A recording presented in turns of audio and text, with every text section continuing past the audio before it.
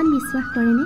মোৰ দৰে সকলোৱে চাগে ভগৱান বিশ্বাস কৰে আৰু যিসকলে ভগৱানক বিশ্বাস নকৰে তেওঁলোকেও হয়তো এটা অদৃশ্য শক্তিক বিশ্বাস কৰে যিয়ে নেকি বিশ্ব ব্ৰহ্মাণ্ডখন চলাইছে আৰু লগতে আমাকো।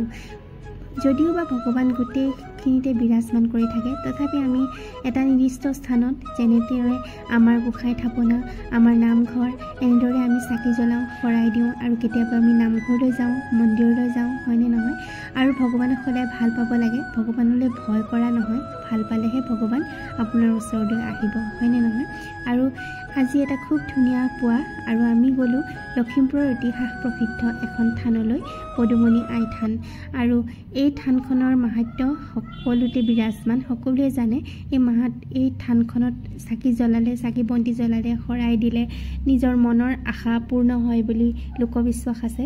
গতিকে আমিও গ'লোঁ, মই গৈয়ে থাকোঁ। মই এই থানখনৰ মাহাত্ম্য মই নিজে বহুতখিনি অনুভৱ কৰোঁ আৰু সেইবাবে মই বছৰত এবাৰ হ'লেও মই এই থানখনলৈ যাওঁ আৰু গ'লে বহুত বেছি ভাল লাগে। গোটেই মনটো পবিত্ৰ পবিত্ৰ লাগে, বহুতেই বেছি ভাল লাগে।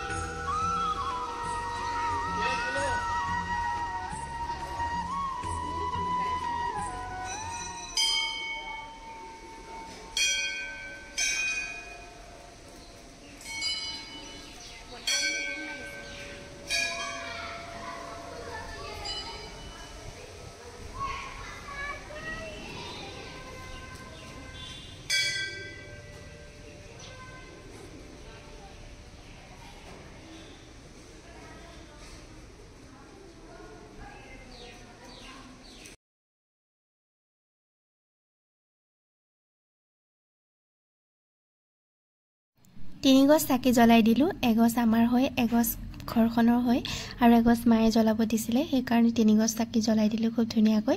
আৰু লগতে বুট আৰু মগু আৰু নাৰিকলৰ শৰাই এখনো দিলোঁ।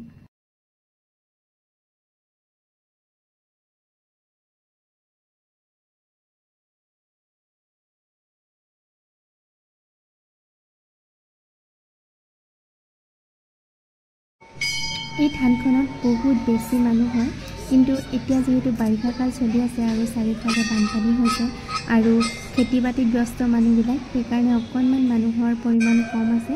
তথাপি আহি আছে মানুহ আৰু মানুহৰ পৰিমাণ অলপ কম হোৱাৰ কাৰণে আমাৰ ভালেই হ'ল, আমি সোনকালে শৰাইখন দি ঘৰলৈ আহিব পাৰিলোঁ আৰু বেছি মানে ৰখিব লগা নহ'লে আৰু শৰাইখন দিবৰ কাৰণে।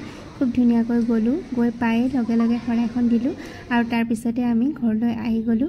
পূজাৰীয়ে আমাক খুব ধুনীয়াকৈ আশীৰ্বাদ দিলে আৰু লগতে শৰাইত আমি যি যি দিছিলোঁ সেয়াও অলপ আধা কৰি পিনে ধুনীয়াকৈ প্ৰসাদ স্বৰূপে আমালৈ আগবঢ়ালে।